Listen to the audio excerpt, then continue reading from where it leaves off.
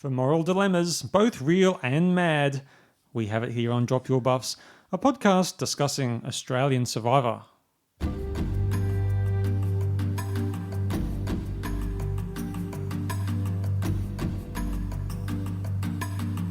On this episode, we'll be discussing the Australian Survivor episode that aired on Monday, August the 29th. So if you haven't seen this episode yet and don't want to be spoiled, please leave the Tribal Council area immediately. Don't forget to subscribe to this podcast if you haven't already, and if you can, please leave us a review on iTunes.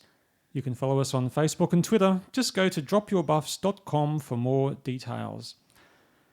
Now, Craig, my usual co-host, was medevaced last episode, and unfortunately he is still away. But fortunately, we again have my special co-host, Eliana. How are you, Eliana?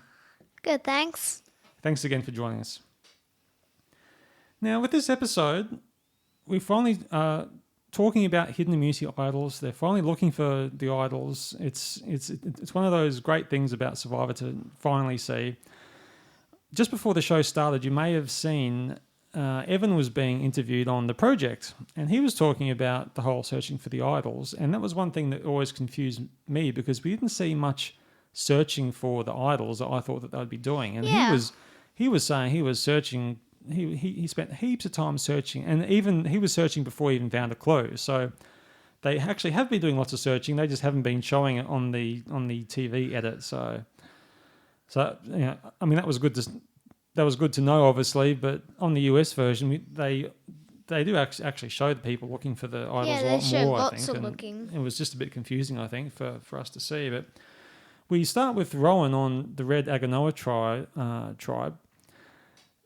So he actually found an idol. So I think he was the first one to find an idol. Now, what was the issue with that? Who was he searching with? He was searching with Phoebe. Right, because They're I think sort of in like an alliance, but a bit shaky now. it seems to be an alliance, and I think they had an understanding. What was the understanding that they were going to? What was the agreement that they had? So they agreed that when they found the idol together, Phoebe would keep it. Ah, that's right. Yeah, but then when they actually found it and push came to shove, Rowan didn't want to give it up, did he? I know, he didn't want to cough it up. That's right. So it seems like Phoebe's probably has some trust issues now, I would say. Yeah, now she has completely no trust in him, and it's all falling apart. No, that's right. Because it's always a difficult one because when more than one person finds an idol and they have some agreement, it can be useful to have an idol that can be used amongst an alliance, because then they can swap it out to the person who's most at risk, and it can be very strategic, but it does bring up lots of problems when they have to share an idol. That is hard to manage. Now, Nick over on the Yellow Vavau tribe, what was he doing? He was relaying some vague clues to his alliance, like he was trying to backpedal a bit from the last episode, because I think he wasn't going to share the fact about this clue, and then they realised that he was lying, and then he sort of gave them some funny clues, some pretty obscure clues that didn't make much sense. You know, I don't think that he's got much trust with his alliance either. No, I wouldn't be surprised if he would be next to go soon. Oh, you think so? He seems like a pretty likeable sort of a guy, though, doesn't he? So, I think he's probably liked in his tribe, but I think he has to make up for some lost ground now that he's lost, particularly with Craig, because Craig, he seemed really annoyed, didn't he? Yeah, he was really annoyed. He was really angry. And over at Blue Sanapu, Pete and Kylie were looking together, and I think what their little agreement was that Pete wanted Kylie to have it. So I don't think that they haven't found it yet, but I think that Pete wanted Kylie to have it. I guess because he was unsure about his future in the game, and he wasn't sure how long he was going to be around for, so he really wanted Kylie to have it. There's no point in him having it. Now, then we get to the immunity challenge, because on the Monday night, it's a shorter episode, so they don't have the two challenges, they just have the one challenge. Did this puzzle and this challenge, did anything about it strike you as a bit funny, Eliana? No, not particularly. I just thought isn't that puzzle very similar to just the previous night's episode? The puzzle, just the pieces and everything, and it looked a bit kind of like the same. Like, haven't we just done this already? Sort of. I think the pattern was the same, but not the overall shape. Yeah, it just seemed like I thought that they could have had like a completely different type of challenge rather than just have Yes. another puzzle again. So many puzzles. That's too many puzzles. Now this one, Blue Sanapu wins with Yellow Vavau coming second. Very disappointing to see Red Aganoa losing again despite a mammoth effort by Lee. Now, what was Lee doing in that challenge? Can you remember? Lee, he was putting in so much effort. I think he was, because they had to drag in these chests from the Yes. from the water, and he was just lifting them over his head, running up the know. beach. I mean, he was just absolutely shattered And after he that. did it back to back, switching and switching. Exactly. Yeah, he was the only one that was was- really keeping them in the game, I know. and then they were totally let down by the puzzle makers, weren't they? Yes, always the puzzle makers. Now, one thing that JLP said, I think this is in Tribal Council later on, he says, why didn't they swap anyone out for the puzzle? Because you don't have to stick with those two people. If it's not working for them, they can swap them for two other people who might have a better chance. And what did they say about that? Can you remember?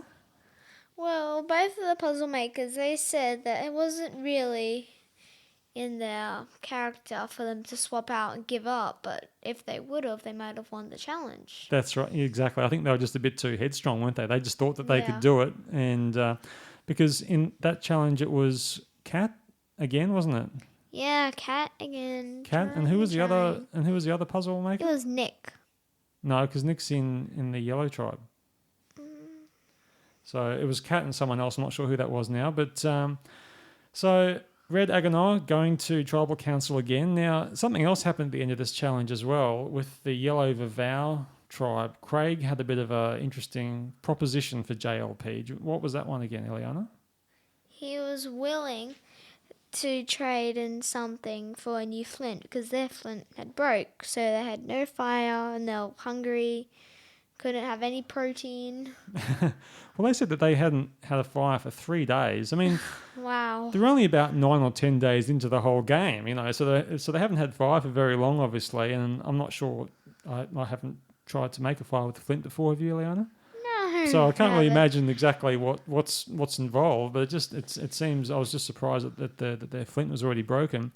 So they asked JLP that if they could make a deal to get some more flint, and JLP said, well, you can, but you're going to have to give us all of the previous rewards you've won, which means all those comfort items, all the pillows and the hammocks and the chairs and all the fishing gear, all that stuff has to go back, which they seemed completely fine with, weren't they? I would be completely fine with that. I love my pillows and Yeah, fishing. But you see, they had all these fish that they'd caught that they couldn't cook because they didn't have any fire. So I guess if you don't have fire, everything else is a bit pointless, isn't it? Now, then we're back to Pete again. And it's not looking good for Pete. His health is not the best, and they've called in JLP, who's come over to the beach, and Pete is going to pull out of the game. Which is a pretty sad moment. It does happen from That time was to time really on Survivor.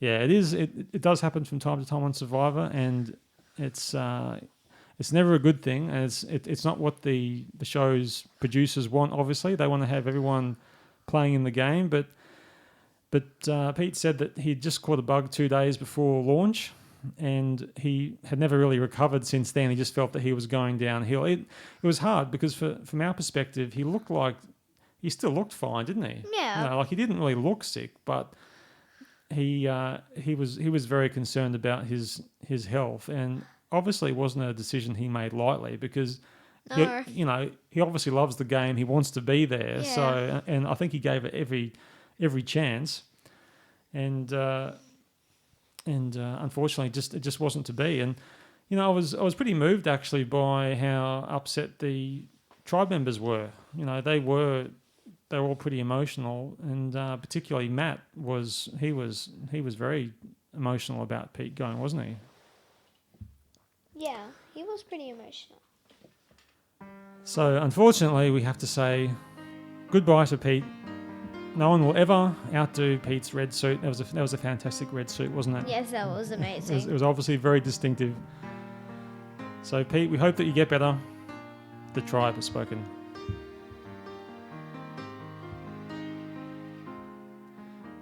Now, Eliana, any best moments from this episode that you can think of? Well, this isn't really a best moment, but when Rowan and Phoebe were discussing their idol on the beach, the look on Phoebe's face when Rowan said, "No, like, I'm having it." She doesn't look good. She was pretty angry. Yeah, she was pretty angry, and I think that she's going to be a real player in the game. I think Yes. she's going to be a smart player. She's very strategic, and I think everyone is underestimating her at the moment, which is exactly what she wants. And Yes. look out, Rowan. I just my best moment was probably just more the emotional impact of Pete going, and particularly Matt was just very emotional. And Yeah, that was pretty sad. Yeah. Now it's tweet time. That's with Pete going.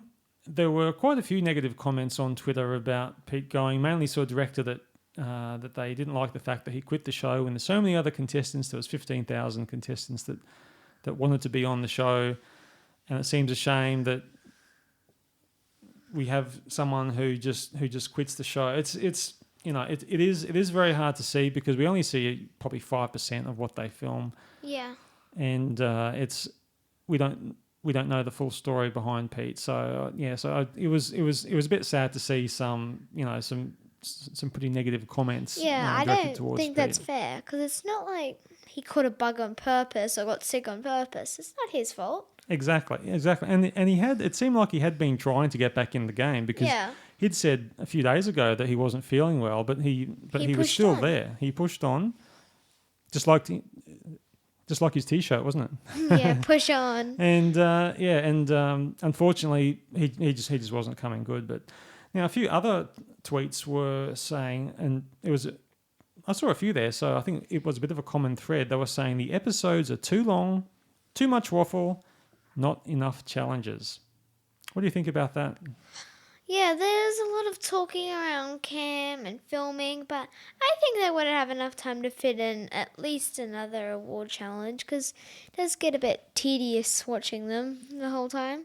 Well, I guess sort of comparing it to the US Survivor, they would normally do 2 challenges per episode. I mean, Yes, they always would.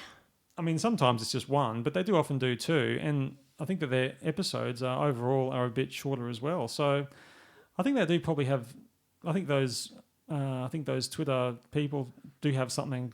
Do have a good point because obviously they've been doing it on US Survivor and they've been cutting it down, and it's a trimmed version, and it just flows a bit better. So yeah, I'd probably agree that it's a bit too much waffle at the moment. And just one last funny tweet that I read as well was about Kat, and they said Kat has 9 lives, which I think she certainly does. Now that's all the main parts of the episode that I was going to talk about. Oh no, that's right. We didn't talk about the tribal council, did we? No. Because then after Pete left, they go to tribal council again, and I fully assumed that they were going to vote someone off, and JLP is talking to all the people, and they're all squirming in their seats the way that they normally are. And then he said, well, we're not going to vote anyone off today because Pete's gone home, so you're all off the hook, which I was a bit surprised about. So I wasn't really surprised. I saw it coming because if they voted someone off after someone leaving, of course all the numbers would be uneven from all their planning. So I saw it coming. yeah, I guess so. I mean, if Channel 10 are really set on having a particular number of episodes, then they can't afford to have 2 people go in one episode. Is that what you're saying? Yes. Yeah, that's right. Well, that is the end of that particular episode. I just had a couple of other things I was going to bring up. Some people I've been talking to about Survivor, some other Survivor fans, have been talking about the filming locations. We know it's filmed on Samoa, which looks beautiful, as we've mentioned before. But do we know exactly where in Samoa it's been filmed? And where the beaches that the tribes are on, where are they located? How close are they to each other? How close are they to the challenges? All that sort of thing, because we don't get any appreciation of that watching the TV show. No. Have you thought about exactly what the layout is, how it all works? Yeah, I would like to know because, like, how far would they have to walk? How far away? Because what if someday they're just looking for an idol and they just stumble across the other team's base? That's right. Well, someone on the internet, of course, on the Survivor subreddit. If you haven't heard about the Survivor, there's a Survivor AU subreddit where they're just talking about Survivor. It's really good, actually. Lots of good little tidbits of information. There was a link there. Someone has been doing this for the US Survivor as well, and they map the filming locations on Google Earth, and there's lots of screenshots where they pinpoint exactly where the different tribes' beaches are, where the challenges are, all that sort of thing. And the way that they work that out is just painstakingly going through stills from each of the TV episodes, trying to look at particular distinctive landmarks. And then they look at those landmarks and they try and correlate that to somewhere on Samoa on Google Earth and try and say, oh, this funny looking island looks like this bit here on Google Earth, so I think that's where they are. And so someone's gone through and worked all out. It's pretty amazing. It's pretty cool. So I'll put the link for that in the show notes, so you can go and click on that later on to check that out. And the other thing I was thinking of was different types of Survivor. We've had, that would be interesting. Like we've had, especially with the US version, obviously we've had 33 seasons or so on. Will they do something different? And this is coming off the fact that I also really love that movie, The Martian, with Matt Damon. I thought, wouldn't it be great to have like a Survivor Mars version, where it's like they're all stranded on Mars or something, and which is very sort of very difficult living conditions and so on. I mean, it's living in close quarters, sharing limited resources, and dealing with personal conflicts. It just sounds like Survivor. Well, NASA have kind of already done this. They have done this experiment where they're trying to test how astronauts can live on Mars for an extended period of time, and they've set up this sort of pods or something in Hawaii, and the people doing the experiment, they have to live in this area for 12 months and act like that they're just on Mars, and every time that they leave the pod, they have to put a spacesuit on, and they've got limited rations, and they have to get on with each other and all that sort of stuff. So it's funny. It's like they've almost done a bit of a hardcore Survivor Mars version is out there already. So it's and that's it for the show, pretty much. I think that's all I have to say. Is there anything else that you'd like to add, Eliana, before we go? No, I'm fine. No? Okay. Well, thanks very much for joining us. It's been great talking about Survivor. Next episode, we've got the episode that's going to air on Tuesday, so we can't wait to see that and who will get voted off in that particular episode. Thanks for listening. We'll see you later. Bye.